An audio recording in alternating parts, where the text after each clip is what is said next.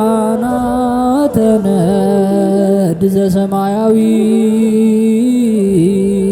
ማይፈድ በእንተ በግዑ እቀብዋ ነዛቲ ያዘድ።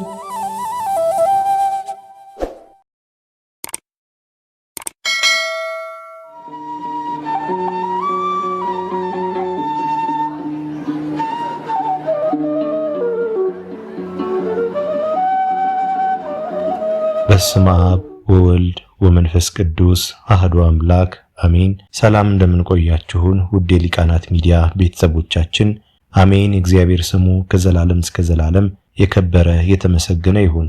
በዛሬው ቪዲዮ ይዘንላችሁ የቀረብነው ግንቦት 14 የሚነበብ ስንክሳር ሲሆን ለዚህ ቻናል አዲስ የሆናችሁ እህት ወንድሞቻችን ቻናሉን ሰብስክራይብ በማድረግ ቤተሰብ እንድትሆኑና እኛንም እንድታበረታቱን በእግዚአብሔር ስም እንጠይቃለን። ወደ ቪዲዮ እንሂድ። መልካም ጊዜ።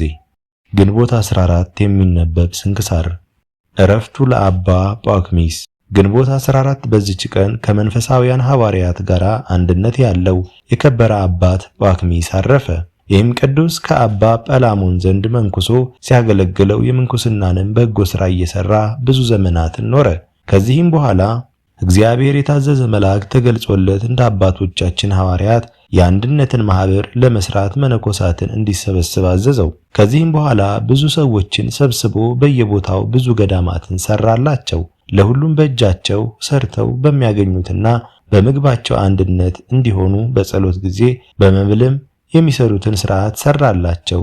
እርሱ ከሁሉም በላይ አበምኔት ሆኖ ከበታቹ ከገዳማት ለእያንዳንዱ አበምኔት ሾመላቸው። ከሀገረ እስዋን ወሰን ከአጥፉ ከአክሚም ከተናዱስ እስከ ላዕላይ ግብጽ መጨረሻ ከደቡብም ከባህራውያን የተመሳቀለ መንገድ ድረስ ሁሉንም ገዳማት በመዞር ይጎበኛቸዋል። ይህም አባት ስለዚህ ዓለም ከንቱ ውዳሴና በመካከላቸውም ጥል እንዳይኖር ከልጆቹ ክህነትን እንዲሾሙ አያሰናብትም። ግን ለእያንዳንዱ ገዳም የሚቀድሱላቸውን ቀሳውስት ከዓለም አደረገ። ሊቀ ጳጳሳት ሐዋርያው አትናቴዎስ ወደ ላዕላይ ግብጽ በወጣ ጊዜ ይህን አባት ጳኩሚስን ቅስና ሊሾመው ወደደ። ከእርሱም ሸሸ።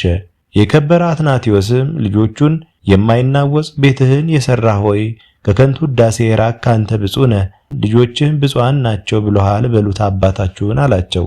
አንድ ጊዜም ሲኦልን ያይ ዘንድ ወደደ። እነሆ የእግዚአብሔር መልአክም ነጥቆ አውጥቶ በገነት የጻድቃንን ማደሪያ እንዲሁም በሲኦል የሥቃይን ቦታ አሳየው።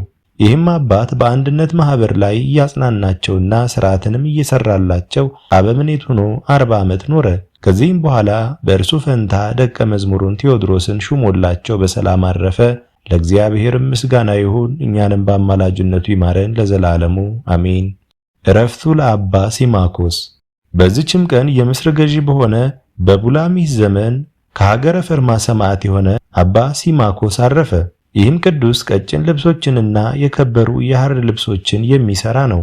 ወዳጆቹም አሉት። እርሱም ቴዎድሮስና ሲሲኮስ ናቸው። ክርስቲያኖችን ሊያሰቃይ መኮንን ቡላሚስ እንደመጣ በሰማ ጊዜ ይህ ቅዱስ የዚህን ዓለም ክብር ንቀው እስከተው ድረስ ባልንጀሮቹን ይመክርና ያስተምራቸው ጀመር። ከዚህም በኋላ ወላጆቹን ተሰናብቷቸው ለሀገረ ድሜራ ቅርብ ወደሆነ ወደ ሀገረ በክሩዝ ወጣ።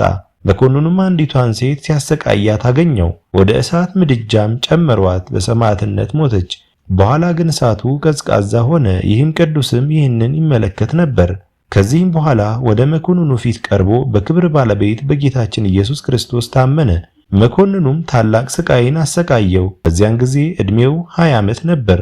ሰቀሉት፣ መንኮራኩሩም ውስጥ ጨምረው አበራዩት። ከእርሱም ብዙ ደም ፈሰሰ። ወደ አንዲት ዕውር ሴትም ደሙ ደርሶ ነካት። ያን ጊዜም ድና አየች።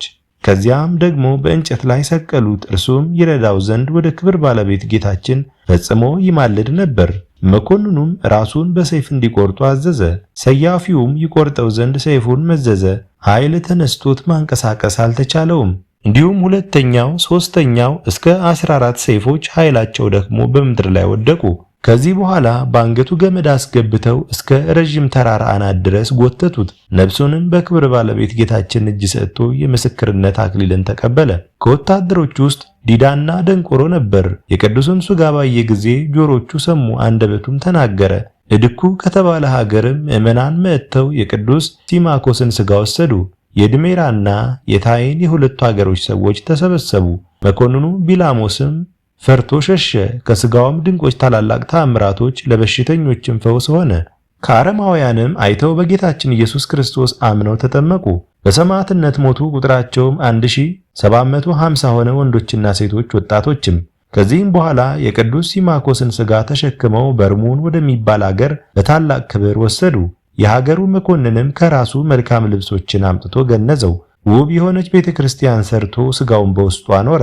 ከእርሱም ድንቆች የሆኑ ብዙ ተአምራቶች ተገለጡ። ለእግዚአብሔርም ምስጋና ይሁን። እኛንም በቅዱስ ሲማኮስ ጸሎት ይማረን፣ በረከቱም ከእኛ ጋር ትኑር ለዘላለሙ አሜን። አስጀምሮ ላስፈጸመን ለልዑል እግዚአብሔር ክብር ምስጋና ይሁን መቼ ለዘላለሙ አሜን። ውድ የሊቃናት ሚዲያ ቤተሰቦቻችን ግንቦት 14 የሚነበብ ስንክሳር ወደ እናንተ አቀረብን። ይህን ይመስል ነበር። በቀጣይ በአዲስ ክፍል እስከምንገናኝ ድረስ እግዚአብሔር ቸር ያቆየን። መልካም ጊዜ